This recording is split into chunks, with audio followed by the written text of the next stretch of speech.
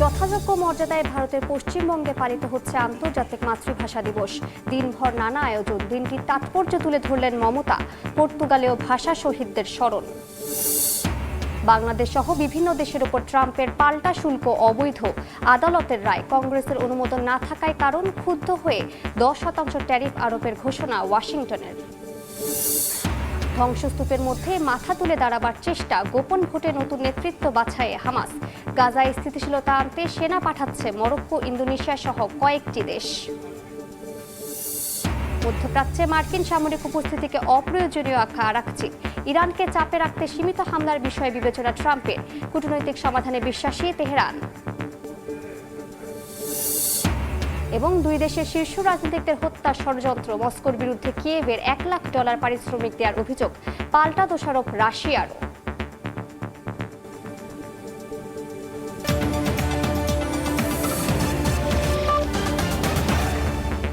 আন্তর্জাতিক সময়ের সঙ্গে আছি আমি মালিহা সুহরওয়ার্দী। শুরুতেই শহীদ দিবস ও আন্তর্জাতিক মাতৃভাষা দিবসের খবর। এই মুহূর্তে কেন্দ্রীয় শহীদ মিনার থেকে যুক্ত হচ্ছেন সহকর্মী সাতিলা শারমিন ও ফারুক ভুইয়া রবিন। সরাসরি যাচ্ছি তাদের কাছে।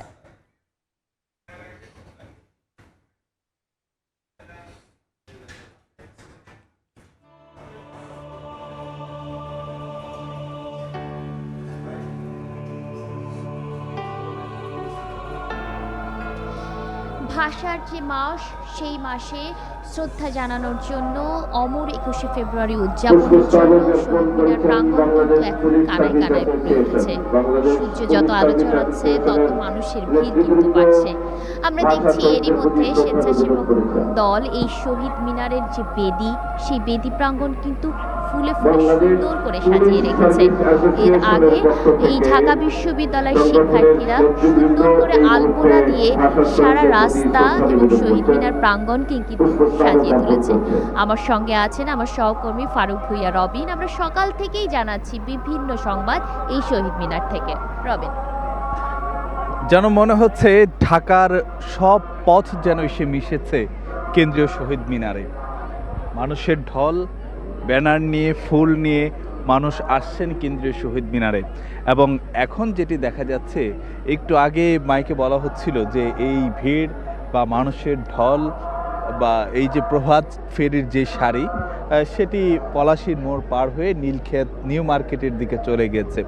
অর্থাৎ বুঝেই যাচ্ছে যে মানুষ ব্যাপক আগ্রহ, উৎসাহ নিয়ে কেন্দ্রীয় শহীদ মিনারে আসছে ভাষা সংগ্রামীদের এবং ভাষা শহীদদের আত্মত্যাগের প্রতি শ্রদ্ধা নিবেদন করার জন্য।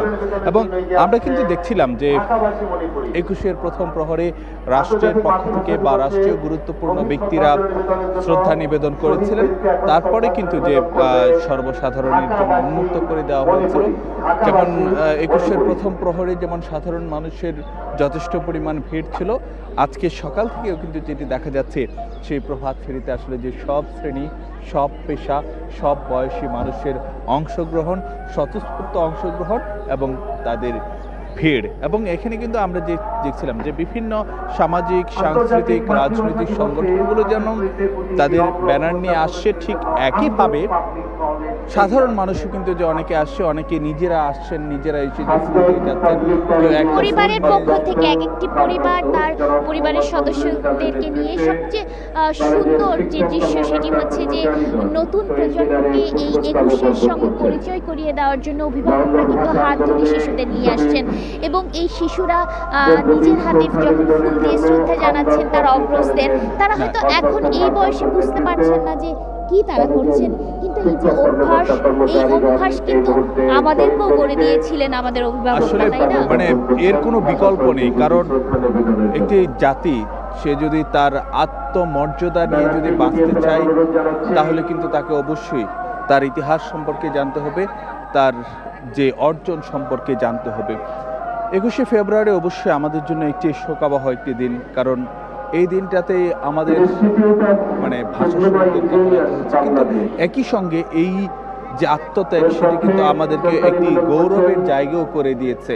কারণ সেটি একটি বিরল একটি নজির, যেটা কেবলমাত্র বাঙালিরই তৈরি করেছে, যে রাষ্ট্রভাষার জন্য নিজেদের প্রাণ বিসর্জন দেওয়া।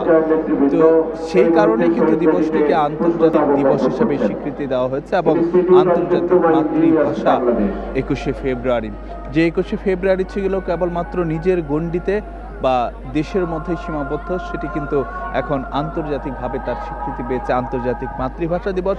এবং এই দিনটিতে, যে দিনটি বাঙালি তার নিজের ভাষার অধিকার আদায়ের জন্য, নিজের আত্মসংগ্রামের জন্য বা নিজেকে বিলিয়ে দিয়েছিল, সেই দিনটিতে পুরো বিশ্বই কিন্তু মানে এক জায়গায় মিলিত হচ্ছে এবং সেখানে কিন্তু এই দিনটিতে সবাই কিন্তু তাদের নিজেদের ভাষার বা যে বিপন্ন প্রায় যে ভাষাগুলো আছে সেই ভাষাগুলোকে সুরক্ষার কথা হচ্ছে এই দিনটিতে।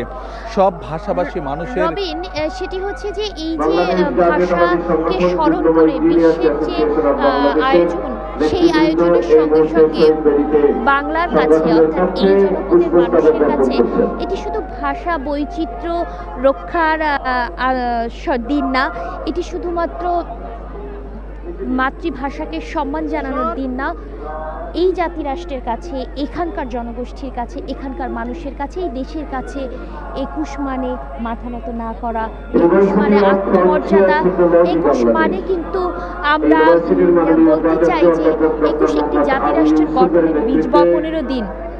যতবার, যত ইতিহাসের মোড়ে, ইতিহাসের বাঁকে বাঙালি হুজুট খেয়েছে, তার আন্দোলন করতে হয়েছে, তার দেয়ালে পিঠ থেকে গেছে, ততবারই কিন্তু সে অনুপ্রেরণা নিয়েছে এই 21 থেকে। 1952 সালের এই দিনে, এখন কয়টা বাজে? এখন হয়তো 9টা বাজে। আমরা জানি ঠিক দুপুরের সময় কিন্তু 144 ধারা ভেঙেছিল তৎকালীন যে কলাভবন। এখন এই জায়গায় এখন ঢাকা মেডিকেল কলেজকে দেখতে পাই, গেট দেখতে পাই। সেই জায়গায় 144 ধারা ভেঙে আসলে গণপরিষদের দিকে যাচ্ছিল মিছিলটি।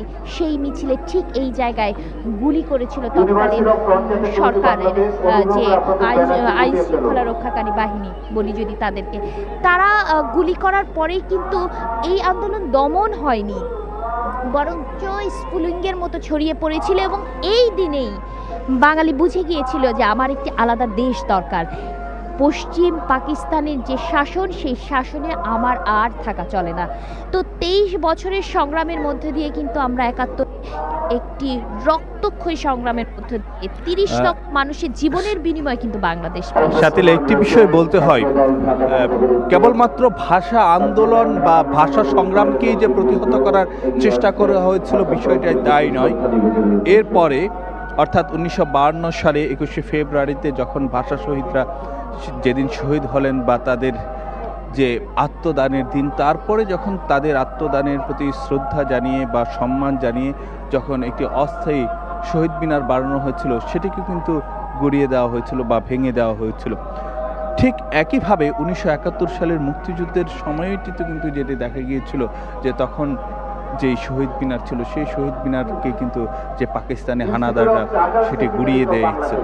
কারণ তারা জানতো যে শহীদ মিনারের এই যে 21-এর শক্তি কতটা। বাংলা ভাষাভাষী বা এখানকার জনপদের মানুষ এই 21কে কিভাবে দেখে, তো এই কারণে বারবারই এই শহীদ মিনারের উপর কিন্তু আঘাত এসেছে।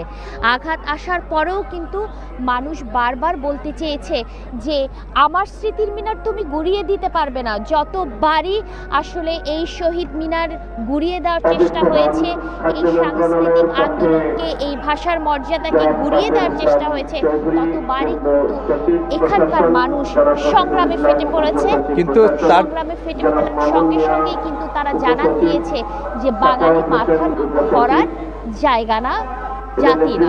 খাদ্য মন্ত্রণালয়ের পক্ষে পুষ্পস্তবক অর্পণের জন্য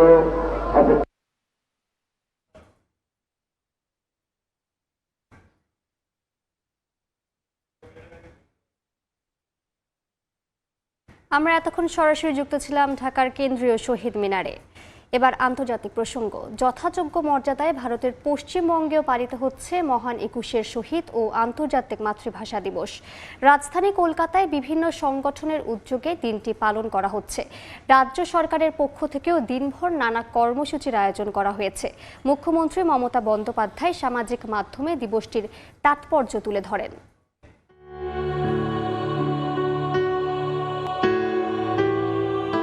পশ্চিমবঙ্গের কলকাতায় রবীন্দ্র সদন এলাকায় মহান একুশের শহীদ ও আন্তর্জাতিক মাতৃভাষা দিবস উপলক্ষে শহরের সবচেয়ে বড় আয়োজন অনুষ্ঠিত হয়। বাংলা একাডেমির সামনে একাডেমি অব ফাইন আর্টস সংলগ্ন রাস্তায় নজর কাড়ে বাংলা বর্ণমালা। কবিতা আবৃত্তি, গান পরিবেশন আর বাংলা ভাষার গুরুত্ব নিয়ে বক্তব্য রাখেন কেউ কেউ। ভাষা ও চেতনা সমিতির আয়োজিত এই অনুষ্ঠানে উপস্থিত ছিলেন বহু বিশিষ্টজন। রাজ্য সরকারের পক্ষ থেকেও দিনভর নানা কর্মসূচি নেওয়া হয়। এর মধ্যে ভাষা স্মারকে শহীদদের প্রতি শ্রদ্ধা জানাবেন রাজ্যের মুখ্যমন্ত্রী মমতা বন্দ্যোপাধ্যায়। কলকাতা বিশ্ববিদ্যালয়, প্রেসিডেন্সি বিশ্ববিদ্যালয়, বিশ্বভারতী এবং রবীন্দ্রভারতী বিশ্ববিদ্যালয়ের ক্যাম্পাসেও যথাযোগ্য মর্যাদায় পালন করা হচ্ছে 21শে ফেব্রুয়ারি। সময় সংবাদ, ভারত।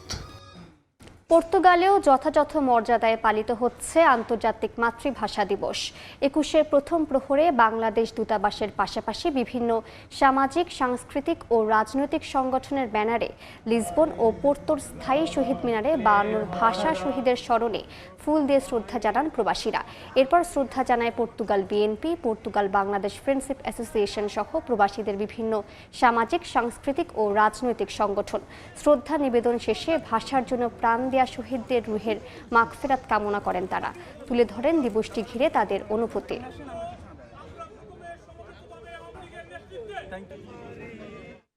বিশ্বের বিভিন্ন দেশের ওপর প্রেসিডেন্ট ডোনাল্ড ট্রাম্পের শুল্ক আরোপের সিদ্ধান্তকে অবৈধ ঘোষণা করেছেন মার্কিন সুপ্রিম কোর্ট। এ সংক্রান্ত একটি রুল জারি করেন আদালত। এ রায়ের ফলে ট্রাম্পের আরোপিত শুল্ক বাতিল সহ সংগৃহীত $175 বিলিয়ন বেশি শুল্ক ফেরত দিতে হতে পারে তার প্রশাসনকে। সুপ্রিম কোর্টের এমন সিদ্ধান্তে ক্ষিপ্ত হয়ে বিশ্বজুড়ে 10% শুল্ক আরোপের ঘোষণা দিয়েছেন মার্কিন প্রেসিডেন্ট। যুক্তরাষ্ট্র থেকে লস্কর আল মামুনের রিপোর্টে বিস্তারিত।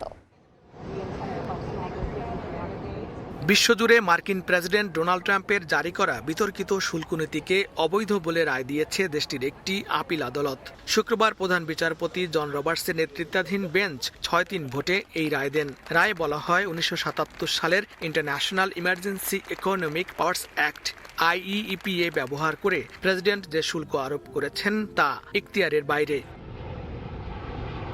127 পৃষ্ঠার নতুন রায়ে আপিল আদালত বলেছেন, শুল্ক আরোপ করা প্রেসিডেন্টের একক ক্ষমতার বিষয় নয়, এটি কংগ্রেসের মূল ক্ষমতার অন্তর্ভুক্ত।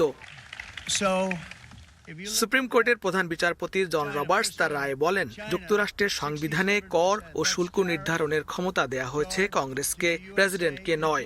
এখতিয়ারের বাইরে গিয়ে শুল্ক আরোপের জন্য প্রেসিডেন্টকে কংগ্রেসের পক্ষ থেকে স্পষ্ট অনুমোদনের প্রমাণ চাইলে তা দিতে ব্যর্থ হন ট্রাম্প। পেন ওয়ার্টন বাজেট মডেলের অর্থনীতিবিদরা জানান, IEEPA ভিত্তিক ট্রাম্পের শুল্ক থেকে $175 বিলিয়ন বেশি আদায় হয়েছে। সুপ্রিম কোর্টের এ রায়ের পর ওই অর্থ ফেরত দিতে হতে পারে। আর প্রশাসনকে উচ্চতর আইনি লড়াইয়ের সুযোগ দিতে এই রায় 14 অক্টোবরের আগে কার্যকর হবে না বলে জানান আদালত।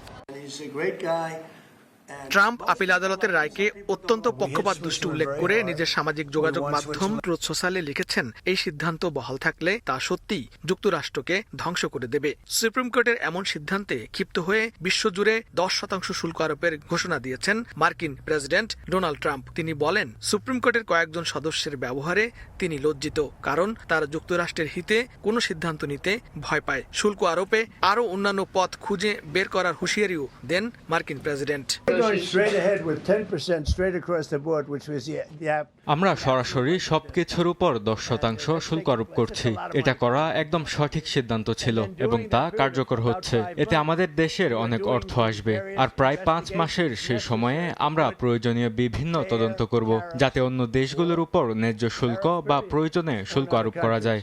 So we're doing that period, but we're immediately instituting the 10% provision, which we're allowed to do. Donald Trump দ্বিতীয়বার প্রেসিডেন্ট হিসেবে দায়িত্ব গ্রহণের পরপরই চীন, কানাডা, ভারত, মেক্সিকো সহ প্রায় সব দেশের পণ্যের ওপর 10 থেকে 50% পর্যন্ত শুল্ক আরোপ করেন।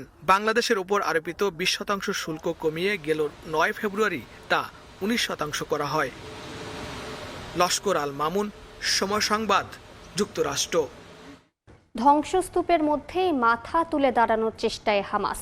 নতুন নেতৃত্ব বেছে নিতে এরই মধ্যে গোপনে ভোটের মাধ্যমে নেতৃত্ব নির্বাচন করছে ফিলিস্তিনের স্বাধীনতাকামী সংগঠনটি।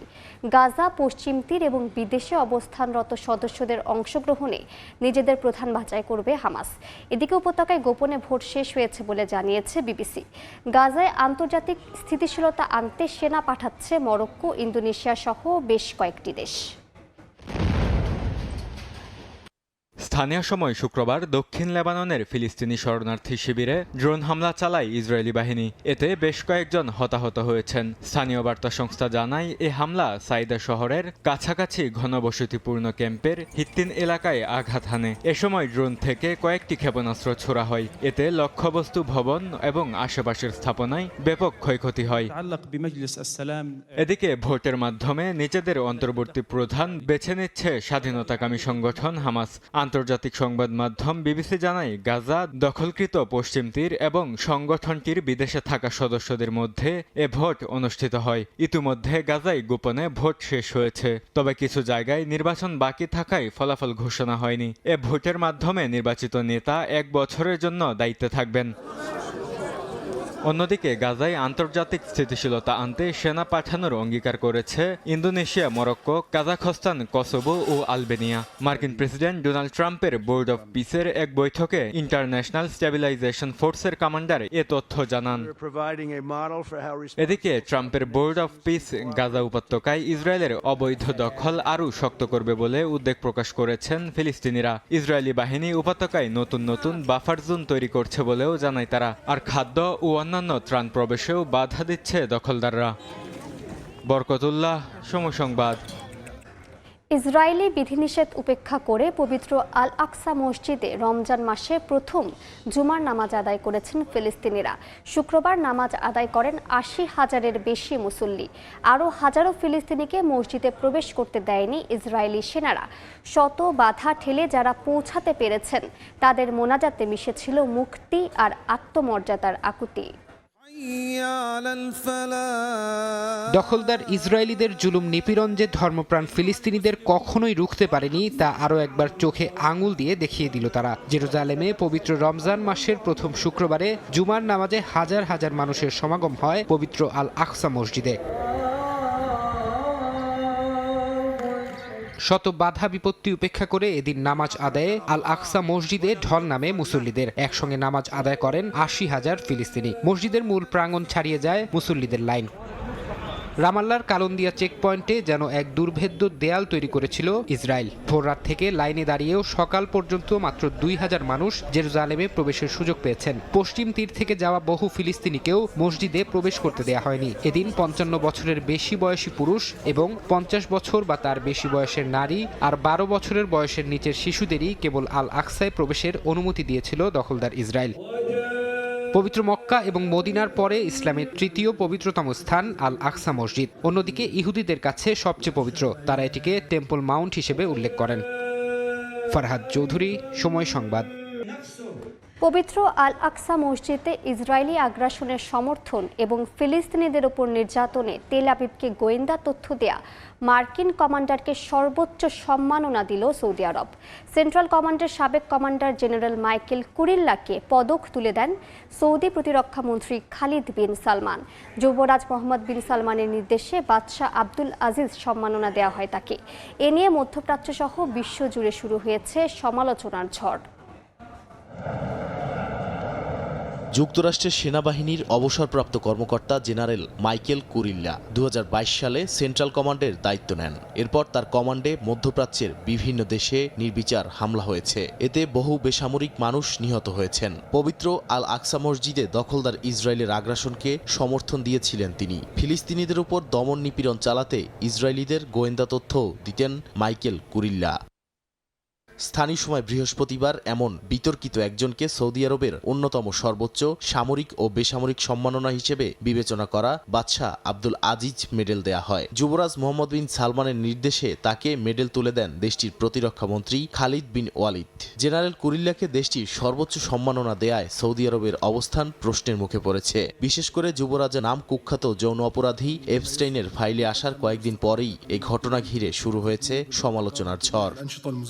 ফিলিস্তিনের গাজায় দখলদার ইসরায়েলের বর্বরতার কারণে গত বছর দুর্ভিক্ষ দেখা দেয়। ওই সময় মার্কিন কংগ্রেসে মাইকেল কুরিল্লা দাঁড়িয়ে বলেন, গাজায় যাই হোক তাদের মূল প্রাধান্য বিষয় হলো হামাসকে নির্মূল করা। এছাড়া 2022 সালে দায়িত্ব নেয়ার পর তিনি সিরিয়ার আল হোল শরণার্থী ক্যাম্প পরিদর্শনে গিয়েছিলেন। তিনি ওই সময় মন্তব্য করেছিলেন, এটি টাইম বোমা। যদি ক্যাম্পের মানুষকে পুনর্বাসন না করা হয় তাহলে ভবিষ্যতে এখান থেকে ISIS এর যোদ্ধা তৈরি হবে। এর মাধ্যমে ওই শিবিরে থাকা মুসলমান শিশুদের তিনি ভবিষ্যৎ সন্ত্রাসী হিসেবে অভিহিত করেছিলেন। যদিও জেনারেল কুরিল্লাকে পদক তুলে দেওয়ার মতো দ্বিচারিতা সৌদি প্রশাসনই প্রথম করেনি। এর আগে গেল বছর পাকিস্তানও তাকে নিশানি ইমতিয়াজ নামে সামরিক পুরস্কারে ভূষিত করেছিল। নাদিম মারজান, সময় সংবাদ। মধ্যপ্রাচ্যে মার্কিন সামরিক উপস্থিতিকে অপ্রয়োজনীয় বলে আখ্যা দিয়েছেন ইরানের পররাষ্ট্রমন্ত্রী আব্বাস আরাকচি। তেহরানের দাবি, আলোচনার মাধ্যমে কূটনৈতিক সমাধানে পৌঁছানো সম্ভব। অন্যদিকে ইরানকে চাপে রাখতে সীমিত হামলার বিষয়টি বিবেচনা করছেন বলে জানান মার্কিন প্রেসিডেন্ট ডোনাল্ড ট্রাম্প। তেহরান পরমাণু চুক্তিতে বিলম্ব করলে ভয়াবহ পরিণতি অপেক্ষা করছে বলেও হুঁশিয়ারি দেন তিনি। স্থানীয় সময় শুক্রবার মার্কিন টেলিভিশন নেটওয়ার্ক MS নাউকে দেয়া এক সাক্ষাৎকারে যুক্তরাষ্ট্র ইরান সম্পর্ক নিয়ে কথা বলেন ইরানের পররাষ্ট্রমন্ত্রী আব্বাস আরাকচি। জানান, যুক্তরাষ্ট্রের সঙ্গে শান্তি ও কূটনৈতিক সমাধানের জন্য প্রস্তুত তেহরান। এছাড়া ইরানের পারমাণবিক কর্মসূচির কোনো সামরিক সমাধান নেই, বরং একটি ন্যায্য ও উইন উইন চুক্তি সম্ভব বলে জানান আরাকচি।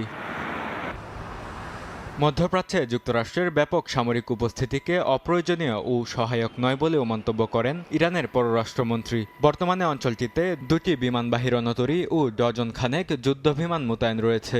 এছাড়া জাহাজ তথ্য অনুসন্ধানকারী সাইটগুলোর তথ্য অনুযায়ী বিশ্বের বৃহত্তম রণতরী USS Gerald R Ford Gibraltar প্রণালী পেরিয়ে ভূমধ্যসাগরে প্রবেশ করেছে। আরাকচি সতর্ক করে বলেন, সামরিক শক্তি প্রয়োগ কেবল পরিস্থিতি জটিল করবে এবং পুরো অঞ্চলকে বিপর্যয়ের দিকে ঠেলে দেবে। এদিকে হোয়াইট হাউসে সাংবাদিকদের প্রশ্নের জবাবে মার্কিন প্রেসিডেন্ট ডোনাল্ড ট্রাম্প বলেন, ইরানকে চাপে রাখতে সামরিক হামলার বিষয়টি বিবেচনা করছে হোয়াইট হাউস। তবে তেহরানকে অবশ্যই একটি ন্যায্য চুক্তিতে পৌঁছাতে হবে, তা না হলে খারাপ কিছু ঘটতে পারে বলেও সতর্ক করেন ট্রাম্প। বরকতুল্লাহ, সময় সংবাদ। আন্তর্জাতিক সময়ে আরও থাকছে।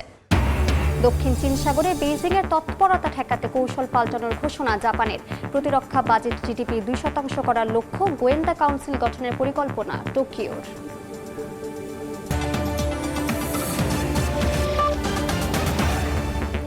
রাশিয়ার নির্দেশে ইউক্রেনের শীর্ষ রাজনৈতিক কর্মকর্তাদের হত্যার ষড়যন্ত্রে 10 জনকে গ্রেফতার করা হয়েছে। রাশিয়ার পক্ষ থেকে অভিযুক্তদের $1 লাখ পারিশ্রমিকের প্রতিশ্রুতি দেওয়া হয় বলে অভিযোগ করেছে কিয়েভ।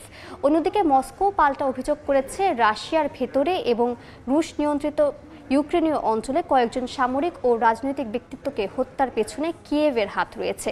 এদিকে ডোনেৎস্ক অঞ্চলে রসদ সরবরাহের পথ সুরক্ষিত রাখার জন্য মোবাইল ড্রোন ব্যবহার করছে ইউক্রেনীয় সেনারা।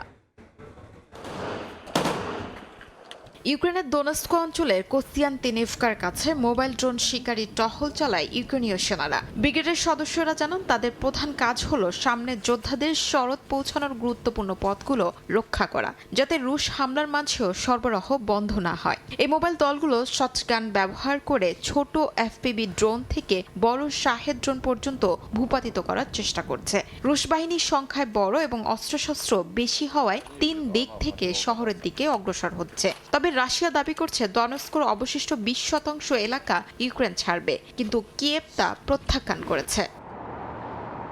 এদিকে স্থানীয় সময় শুক্রবার কিয়েভ জানায়, মস্কোর নির্দেশে ইউক্রেনীয় শীর্ষ নেতাদের হত্যার পরিকল্পনায় ইউক্রেন ও মলদোভায় কয়েকজনকে গ্রেফতার করেছে।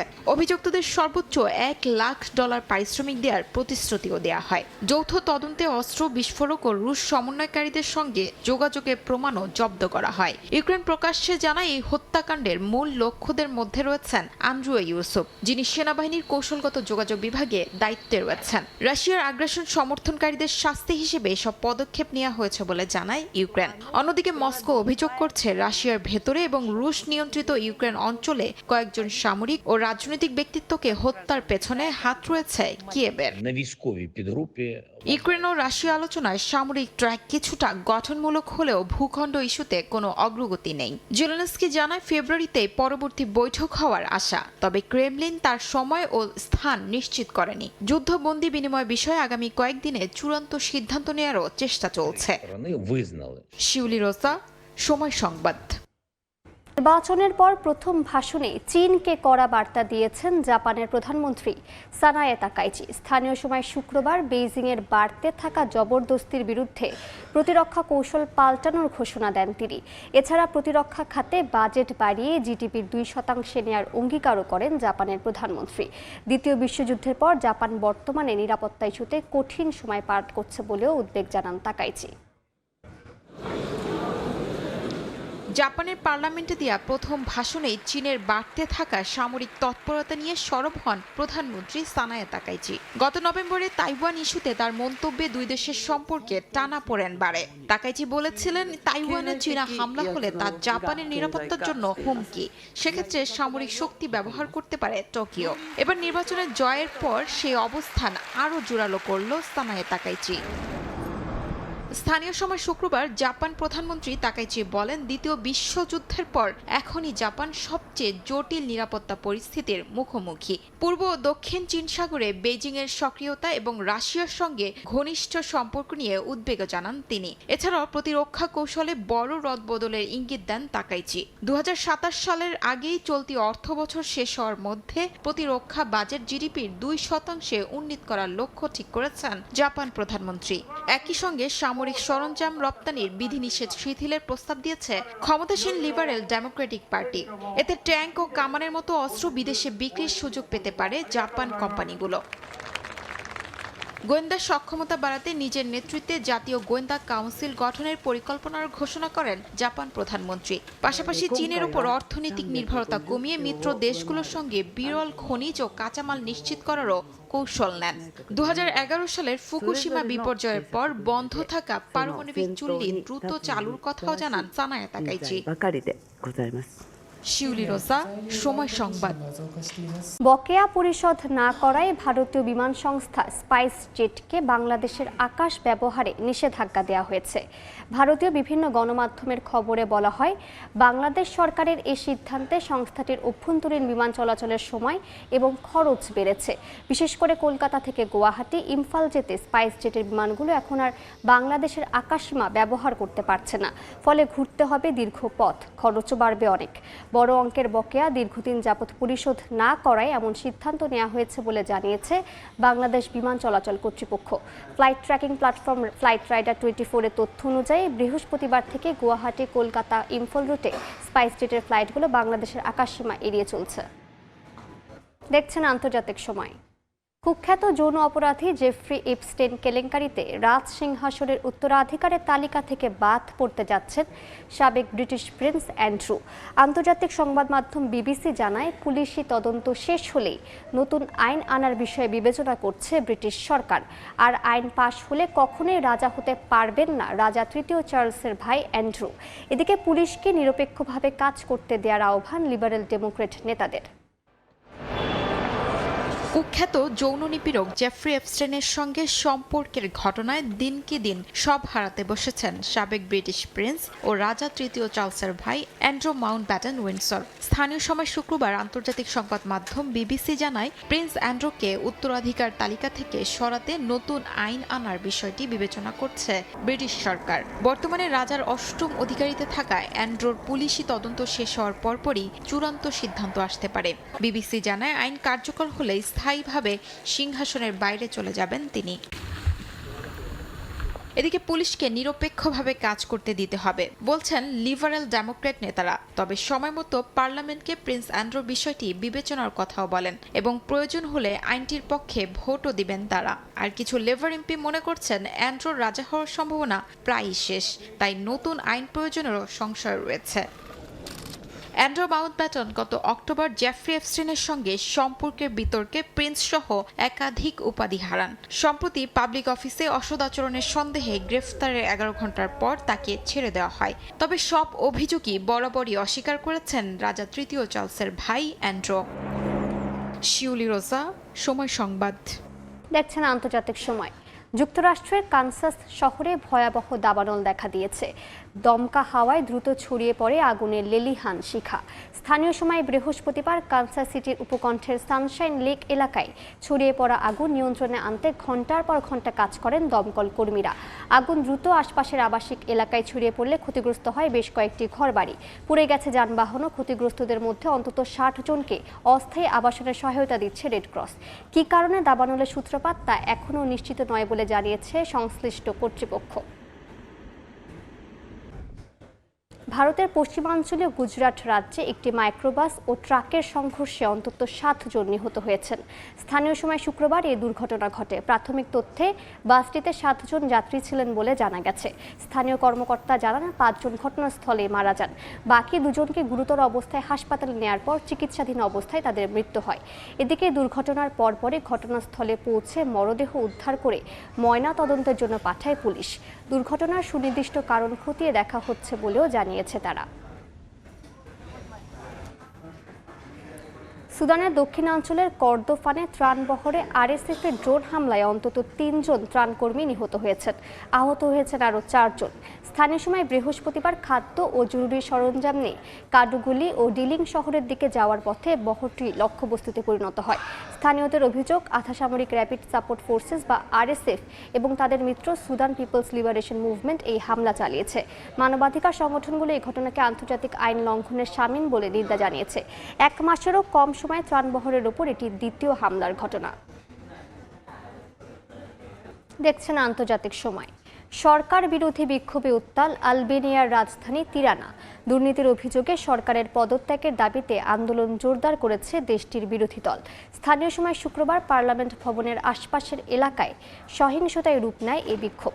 এ সময় আন্দোলনকারীদের সঙ্গে পুলিশের সংঘর্ষ হয়।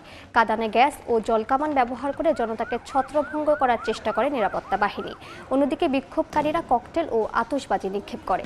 তিরানা পুলিশের এক বিবৃতিতে বলা হয়, পরিস্থিতি নিয়ন্ত্রণে মাঠে অন্তত 1600 পুলিশ সদস্য মোতায়েন করেছে প্রশাসন।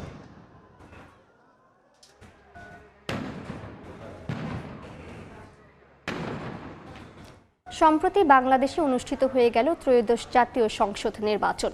এতে সুষ্ঠুভাবে ভোট দিয়ে নিজেদের এলাকার প্রার্থীদের জয়যুক্ত করতে পেরে খুশি জার্মান প্রবাসী বাংলাদেশিরা। নির্বাচিত সরকার যেন প্রবাসীদের অভিযোগ গুরুত্বের সঙ্গে বিবেচনা করেন, এমন প্রত্যাশা তাদের।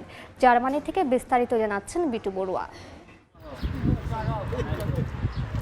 ত্রয়োদশ জাতীয় সংসদ নির্বাচনে প্রথমবারের মতো পোস্টাল ব্যালটে ভোট দেন বিশ্বের নানা প্রান্তে বসবাসরত প্রবাসী বাংলাদেশিরা। নির্বাচন কমিশনের তথ্য অনুযায়ী পোস্টাল ভোট বিডি অ্যাপের মাধ্যমে নিবন্ধনকারী প্রবাসীদের কাছে মোট 7,66,862টি ব্যালট পাঠানো হয়েছিল, যার মাধ্যমে পছন্দের প্রার্থীকে ভোট দিয়ে নিজেদের নাগরিক অধিকার প্রতিষ্ঠা করেছেন বেশিরভাগ প্রবাসী বাংলাদেশি।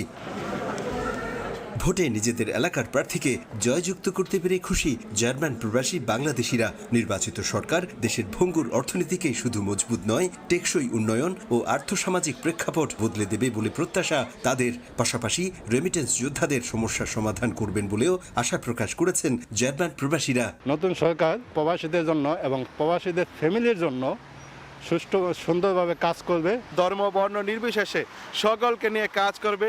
বাংলাদেশে যত সমস্যা আছে ইনশাল্লাহ এই সমস্যার সমাধান করবেন। পাসপোর্ট থেকে শুরু করে ভিসা জটিলতা দূর করা সহ প্রবাসীদের সমস্যা সমাধানে নতুন সরকারের আন্তরিকতা দেখতে চান জার্মান প্রবাসীরা। অতীতের সকল নির্বাচনের চাইতে ত্রয়োদশ জাতীয় সংসদ নির্বাচনকে ঘিরে দেশের মতো প্রবাসীদেরও আগ্রহ ছিল ব্যাপক। নতুন সরকার প্রবাসী বান্ধব হবে এবং একই সাথে সংবিধানের যে 3 মূলনীতি সাম্য, সামাজিক সুবিচার এবং মানবিক মর্যাদা প্রতিষ্ঠা করবে, এমন প্রত্যাশা জার্মানিতে বসবাসরত প্রবাসীদের। জার্মানি থেকে বিটু বড়ুয়া, সময় সংবাদ। আন্তর্জাতিক সময়ের শীর্ষ সংবাদগুলো জানিয়ে দিচ্ছি আরেকবার।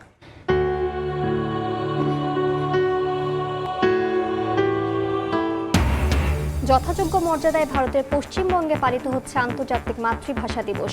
দিনভর নানা আয়োজন, দিনটির তাৎপর্য তুলে ধরলেন মমতা। পর্তুগালেও ভাষা শহীদদের স্মরণ। বাংলাদেশ সহ বিভিন্ন দেশের উপর ট্রাম্পের পাল্টা শুল্ক অবৈধ, আদালতের রায়। কংগ্রেসের অনুমোদন না থাকায় কারণ ক্ষুব্ধ হয়ে 10% ট্যারিফ আরোপের ঘোষণা ওয়াশিংটনের। এবং ধ্বংসস্তূপের মধ্যে মাথা তুলে দাঁড়াবার চেষ্টা, গোপন ভোটে নতুন নেতৃত্ব বাছায় হামাস। গাজায় স্থিতিশীলতা আনতে সেনা পাঠাচ্ছে মরক্কো, ইন্দোনেশিয়া সহ কয়েকটি দেশ।